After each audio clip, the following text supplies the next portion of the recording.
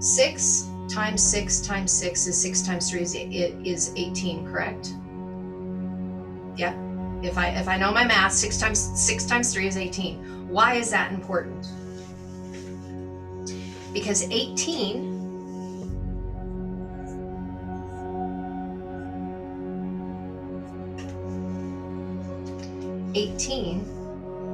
is the gematria for the word for life. We've got the chet, which is the number 8, and we have a yod, which is 10. So if you were to talk to any Jewish person, if they have the number 18, or you see them with a lot of them will wear these little necklaces that have a het and a yod on it. The het and the yod is just, it's the word chai, it's the word life. That's what 666 is. 666 is life. So there's no reason for us to freak out about it. Now, I will share with you that when I was in the Hebrew Roots movement, there was a video that was passed around, and some of you guys might have seen that. Look at your M closely. There's a gap right here in the letter M. It's never connected. So you go into Hebrew. The letter Vav is also the number 6. Short top, long tail. Short top, long tail. You could have here in Hebrew 666 on the can. But my interest is the word monster. What do you see in the O? There's a cross. Okay. What has Christ got to do with an energy drink, let alone the name Monster? So I thought, well, maybe this is a Christian company then. BFC at the bottom of the can. Do you know what that stands for? That's the F word. Big can. In fact, they write it on the side of the can, so I know that's the F word. Okay. Now, do you know what a MILF is? Yes. That's on the box. MILFs dig it, and you will too. This is not a Christian company at all. So why would they have put a cross on the can? Here is the message. Antichrist. 666 in Hebrew. And then the Bible talks about the beast in Revelation. And look at Monster's ad. This is their statement.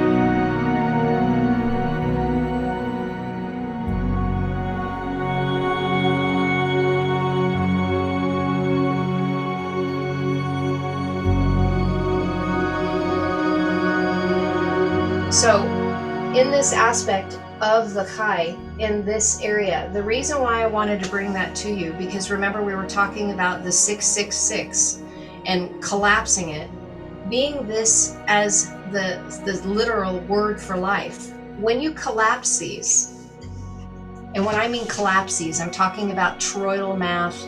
When we collapse this down, it's a 9. So 9 is a number that means judgment and or completion.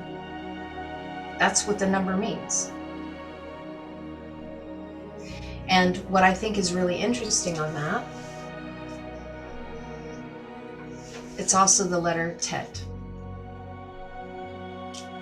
The letter Tet, as we have shared before, is us in our state of being that is either judgment or completion, depending on if you're still wrestling or if you have stopped resisting. When we're talking about our 666 and our 9, these things are interchangeable.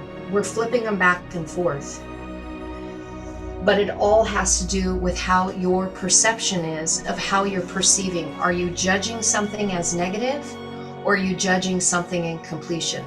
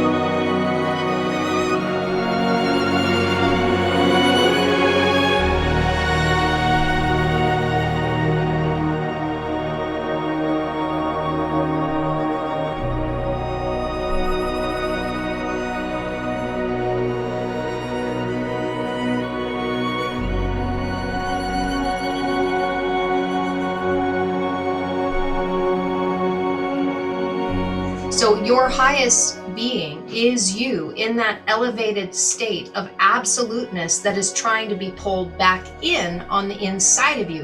That is the Good Shepherd. And that's why in the beginning I went through the frequency of Yeshua HaMashiach, because we keep looking at it as Jesus the Christ is the Good Shepherd, when that's a frequency that we need to resonate with, that we are drawing this out within ourselves. The practical aspect of what does this mean to all of us? What it means to all of us is that we actually become the anointed ones walking in the earth. So through the application of the sacred languages, through the letters themselves, it will sweep the temple clean of all the subconscious programming that has limited our ability to have the white fire, aka the Christ anointing with the Magdalene heart, keeping us from being able to absolutely walk in that state of flow.